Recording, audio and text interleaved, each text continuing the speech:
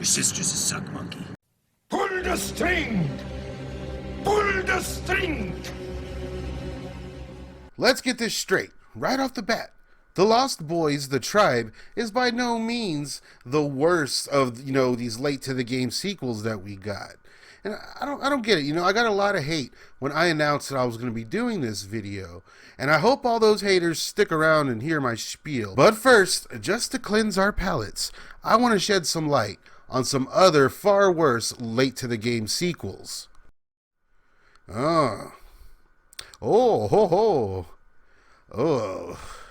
shit.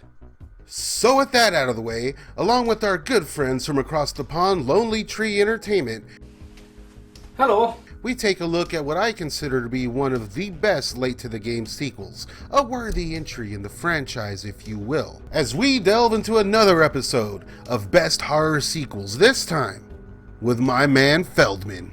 Your sister's a suck monkey.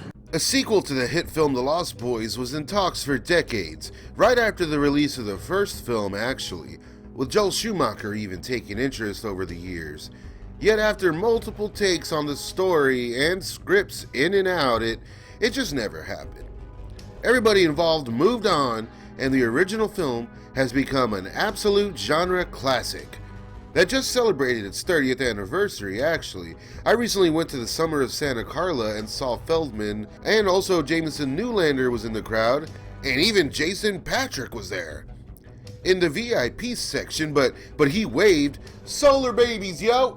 But years later, with the Warner Premiere label, their straight-to-video production house, they were looking to produce sequels and remakes to classic Warner Brothers properties. And well, Lost Boys was ripe for the picking, but the question remained, remake or sequel? I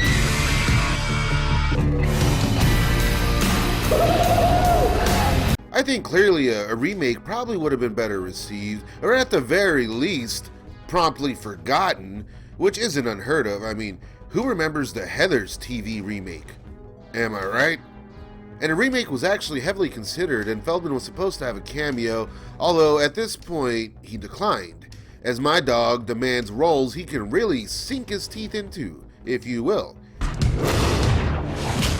I'm Edgar Frog, surfboard shaper and vampire hunter. Your sister's a suck monkey. But when an eventual sequel became the plan, and with the Two Coreys TV show becoming a pretty big hit, well, both Feldman and Haim were offered roles, initially. Although Haim's role would be turned into a glorified cameo, once Haim had a pretty public relapse. Although it does make for a pretty neat post-credit stinger, if I'm being honest, and some deleted scenes show a beefier scene between the two. Sadly though, in season 2 of the Two Coreys, all the drama was documented, and it's so sad to see. Now, obviously it's famously known for being featured in the Two Coreys TV show, where Corey Haim has pretty much a meltdown. Well, that's what they're trying to do. Very cleverly hypes the movie within the TV show. However, Feldman's role was beefed up to be a co-lead, basically, and then the Frog Brothers lore would officially be expanded on in a new sequel called The Tribe, that honestly links itself pretty well with the original, especially with Edgar Frog. It's so cool to see what he's up to these days, and how, the tough guy front that he had as a kid kind of came full circle. He does this little grunt throughout that, it makes me chuckle every time. The personal involvement of Corey Feldman I thought was genius. I really do. I thought he was great. He's funny. He's acting like Edgar Frog. He's acting like Corey Feldman from the original. The Lost Boys 2, The Tribe, tells the tale of some surfer bro vampires, and when some hot young siblings move into town, the lead vampire Shane takes aim at the hot young sister Nicole. It's then that Stifler's brother seeks an old legendary vampire hunter to save his sister's soul. And for fans of the franchise, I don't really see why they would complain too much about this plot, really, and there's plenty of homages to keep us all satisfied. There's a lot of similarities between the first film and the second film of where they're trying to go with the brother and sister thing. It does scream a little bit low budget. The special effects have not aged that well. It's one of the things where, do it with CGI. Do it practical. There is a heavy TV vibe here, though, that is basically unavoidable. I mean, the director previously had directed another late-to-the-game vampire sequel in From Dusk Till Dawn 3, And the writer of the film wrote films like Skulls 2 and the TV movie version of Man-Thing. Y'all remember that? Also, I mean, they cast Stifler's brother as the lead. So I think it's the overall WB feel and TV-like production at times I really didn't care for, but it's a fun movie nonetheless. Lost Boys 2, me personally, is a remake as well as like a reincarnation. Tom Savini is at the start there. Its soundtrack tries to be new and funky and fresh, bringing Tom G. Mac in again. So they made the effort. Lost Boys got a soundtrack. You know how I said the studio couldn't decide whether to make a sequel or a remake? Well, this is Warner Premiere we're dealing with, so I guess I should have said the studio couldn't decide whether to write a new script or rehash something they had laying around. So in this case, when they realized they had a script about surfing werewolves, well, naturally, they decided to make it a Lost Boys sequel. The sequels of sorts were already done, like in novelizations and most notably the Frog Brothers comic book. Now, recently I finished reading the Lost Boys book. That really should have been called The Lost Girls. That was a great sequel title in the works for years, and then you got Reign of the Frogs. And Reign of the Frogs takes place officially between the events of the first and second film. There was a Lost Boys sequel. That David's not dead, he's back alive. Saxophone guy, Tim Capello, is a vampire hunter himself. Lost Boys the Tribe kind of acts like a gender-swapped version of the original, but, I mean, if they were going to do that, why not just adapt the Lost Girls comic book? The Lost Girls was actually something that Joel Schumacher probably would have gotten behind. And of course, you know, we have Feldman to thank here for keeping the legacy as respected as it was, because he really is trying here. And the standout performance really is Feldman. I just wish he was in the movie more. Another fun connection is the casting of Kiefer Sutherland's brother, or half-brother rather, Angus, as the tribe's leader this time around. You have to see the world the way we do. Never grow old. You'll never die. Angus Sutherland, to me, is terrifying. He's a hybrid between Kiefer and Donald, and he's just got creepy eyes and his laid-back surfer thing. But it brings in the extreme factor. They've got the video cameras, they're doing the whole generation of Jackass, where they're filming stuff and they cannot die, and the makeup's really good. We're vampires. We're vampires. Oh, scary. No, but seriously. We're vampires.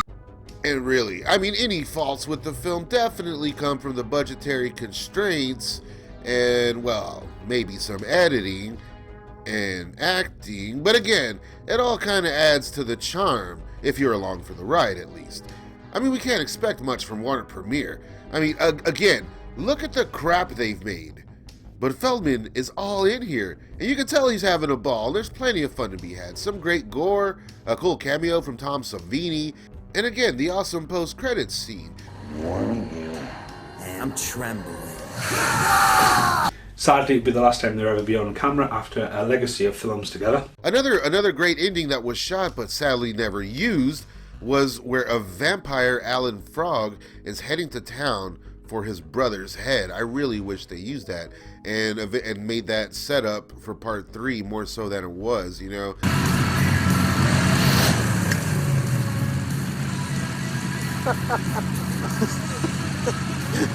Like, I would much rather see just a full-on battle between Edgar and Alan Frog in their own little story than the film we got for the third entry, The Thirst, which I don't think is quite on the level. Although, at least that film didn't cast Stifler's brother as the lead. Your sister's a suck monkey. But this is the biggest problem with the movie. You've got the established remake, you've got the casts, you've got again, you've got the younger generation. Do I talk too fast in America? I probably do. You know, it just misfired slightly, I would say. I don't know, you know, I guess it's not fair to put all of the blame on Warner Premiere. They did put some good stuff out, like Free Willy, Escape from Pirates Cove.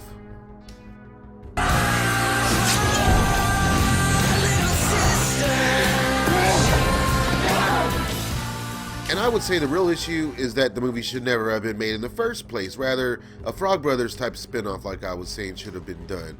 There's plenty of stories to take from comic books and whatnot, which is something they tried to do with Thirst, but too little too late.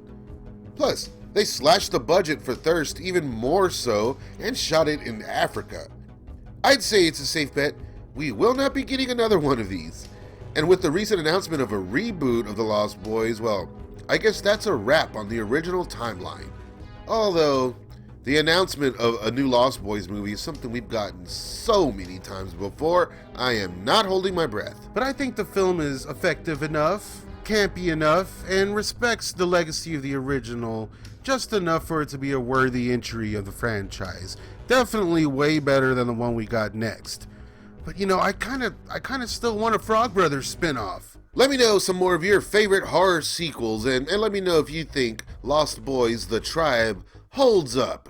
This is your boy Staunch TV. Thank you for watching. I have had a great time doing Staunchoween with you this year. Please like, comment, and subscribe. Staunchoween is not quite over. I have one more big project.